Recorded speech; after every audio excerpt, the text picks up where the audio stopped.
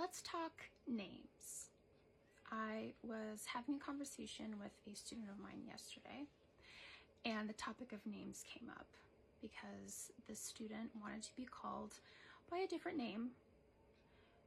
This name that they asked for is a derivative of their given name, relatively easy to remember, but they would prefer to be called by this new name. And I just said, okay. And I just changed the name in my documents, and that was that. And I don't really understand why this is such a big deal. Why is this such a big deal for people? It's honestly it's just very strange to me, because people are so good about remembering name changes when it suits them, usually in the context of a cis woman changing her name after marriage, if she chooses to. Then she registers a new last name, and then that's what she's called from then on out.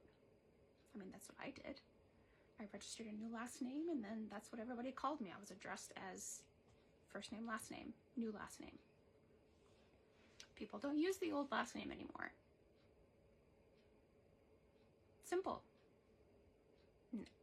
Everybody was super quick to get used to it. It was not a big deal. You know, and what about like cis men? You know, usually stereotypically in like from southern United States cultures, where perhaps their given name is John, let's just say their given name is John, but then they go by a nickname. Everybody knows them as Red, let's say, or Bubba, or I don't know, Fat Boy, or whatever. You know, they're known by a different name, and that's what everybody calls them. Nobody calls them by their given name, and that's just how it is. That's how they're known. You introduce yourself to somebody, you say, you know, oh, hey, my name is whatever, and they say, oh, my name is, I don't know, Charles Joseph, but call me CJ. Then are you gonna be like, sure thing, Charles Joseph? No, you're gonna say CJ, because that's what he asked you to call him. So that's what you say. It's very simple. So it doesn't make sense to me why, when a trans person or somebody from LGBTQIA plus community says, call me by this name, why is there so much pushback on that?